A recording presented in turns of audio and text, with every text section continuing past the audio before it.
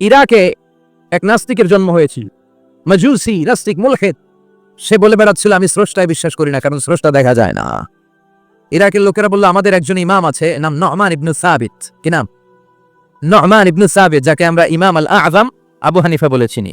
সবাই বলল তুমি যে স্রষ্টারে খুঁজে পাও না, আমাদের ইমাম তোমারে স্রষ্টা দেখায় দিবে। সুবহানাল্লাহ পড়েন। সে বলল ঠিক আছে, তাহলে তোমাদের ইমামরা আসতে বলো। কবে? সামনের জুমাবারে ঠিক ভর দুপুরে, দুপুর 2টার দিকে জুমার নামাজের পরে আমিও আসবো, তোমার ইমামও আসবে, ডিবেট হবে। দেখি আমি স্রষ্টার বিপক্ষে আর তোমাদের ইমাম স্রষ্টার পক্ষে, দেখি কে জিতে যায়।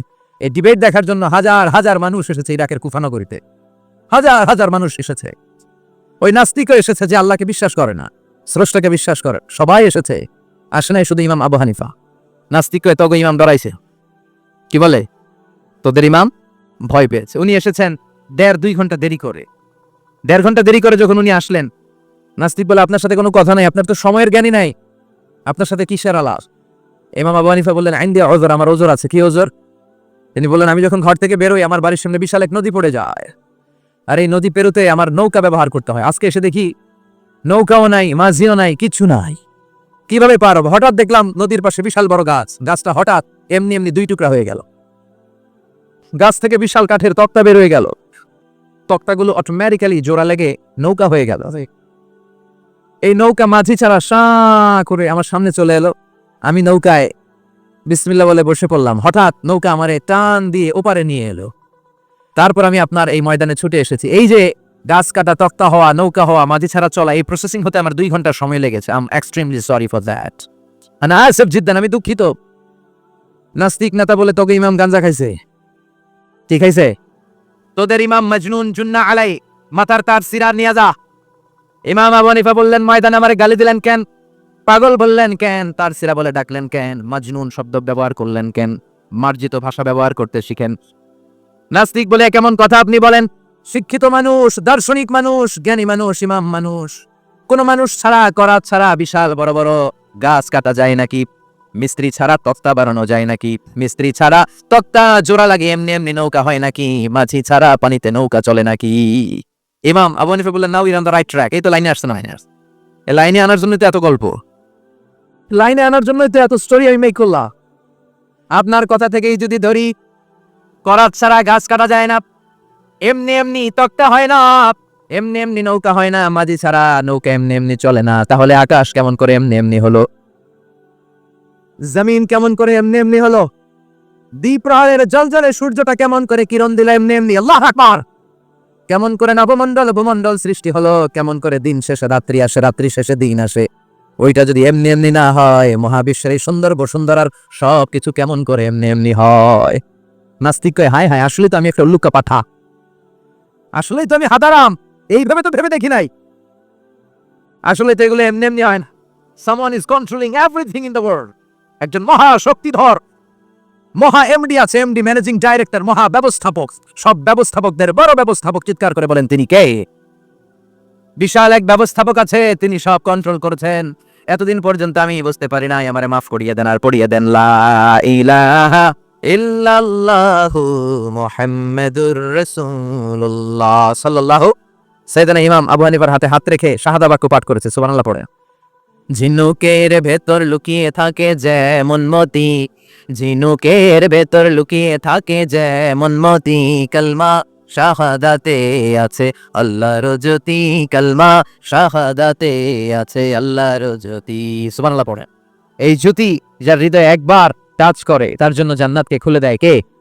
এজন্য এই সূরা পড়লে নাস্তিকরা নাস্তিক থাকবে না। নাস্তিকদের জন্য এখানে আল্লাহ মেডিসিন দিয়েছেন, কিছু ডোজ দিয়েছেন। আলহামদুলিল্লাহ পড়ে। এই সূরা থেকে আমরা কিছু সময় কথা শুনবো। শুনতে রাজি আছেন তো?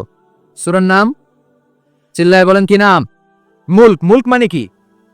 মুলক মানে রাজত্ব, মুলক মানে ক্ষমতা, মুলক মানে পাওয়ার, মুলক মানে কিংডম, মুলক মানে সভরেন্টি। সুবহানাল্লাহ পড়েন। রব্বুল আলামিন বলেন তাবারাকাল্লাযী বিয়াদিহিল মুলকু ওয়া হুয়া আলা কুল্লি শাইইন কাদির। সুবহান সেই সত্তা যার হাতে ক্ষমতা আর তিনি সব বিষয়ে ক্ষমতাশীল। সুবহানাল্লাহ। তাবারাকাল্লাযী বিয়াদিহিল মুলক, মহামহিম সে সত্তা, সুমহান সে সত্তা, বিয়াদিহিল মুলকু যার হাতে ক্ষমতা। ক্ষমতা কার হাতে? চিৎকার করে বলতে হবে কার হাতে? নাকি আমাদের হাতে? না সরকারের হাতে? পুলিশের হাতে? র্যাবের হাতে, মাশরাফির হাতে, হিরো আলমের হাতে? ক্ষমতা কার হাতে? ক্ষমতা শুধুমাত্র একজনের হাতে। চিল্লায় বলেন তিনি কে?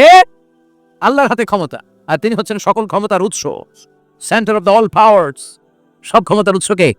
নাকি জনগণ? আমরা কিন্তু এটাই শিখি, এদেশে আমাদেরকে রাষ্ট্রীয়ভাবে শিখানো হয়, এটা রাষ্ট্রীয় কুফরি। সকল ক্ষমতার উৎস জনগণ নয়, সকল ক্ষমতার উৎস কে? উনি ক্ষমতার উৎস, তিনি ক্ষমতাশীল, মহা ক্ষমতাধর, তার ক্ষমতার সাথে কারো তুলনা হয় না। আমাদের কি ক্ষমতা আছে? কথা বলেন। বল্লা পোকার কামড় খাইছে না? হ্যাঁ, মৌমাছি কামড়াইছে, মৌমাছি কামড়াইলে চিল্লাচিল্লি শুরু করে। তো কি ক্ষমতা আছে আপনার? বল্লা কামড় মেয়েরা দেয় দৌড়, এটা ধরে যে মারবো এটাও পারি না। কুত্তায় কামড়াইলে আমরা কুত্তারে কামড়াইতেও পারি না। কথা বলেন। আমরা নাকি ক্ষমতার মালিক। পিছন থেকে কেউ যদি বলে হুজুর সাপ, দৌড়। মজা করে বলছি এতই ভাইবেস, আসলে যদি ফট করে আসতো সব দৌড়। স্লোগান দেওয়ার বেলায় লিল্লাহে তাকবীর, আল্লাহু আকবার, আমার ভাই তোমার ভাই, কাপায় ফেলামো নামায় ফেলামো। কথা বলেন। আর যদি পেছন থেকে কেউ আওয়াজ করে বলে সাপ, দৌড়। আপনারা কি দৌড় দিবেন? আমরা দিক দিয়ে দৌড় দিব। কথা কন। চাচা আপন প্রাণ, জীবন বাঁচানোর জন্য ভয়ে পাগল। সাপ লাগবে না, বাবা ব্যাং চিনেন? মাইথা দিয়ে নাই বোধহয়। আছে আছে। কি করে? খালি লাফায়। 10টা বাবা ব্যাং যদি ছেড়ে দেওয়া হয় স্টেজে 2টা, আর বাকি 8টা এদিকে, বাবা ব্যাং আর কি লাভ দিবে? এর চেয়ে লাফালাফি শুরু করবো আমরা। কথা বলেন। আর আমরা দাবি করি আমরা ক্ষমতার উৎস। কোনো ক্ষমতা নাই।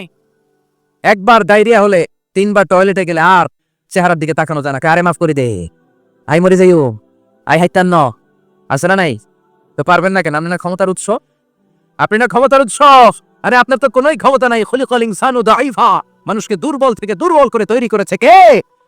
এজন্য রাব্বুল আলামিন বলেন তাবারাকাল্লাযী বিয়াদিহিল মুলকু ওয়া হুয়া আলা কুল্লি শাইইন কাদির। সুমহান সেই সত্তা যার হাতে ক্ষমতা।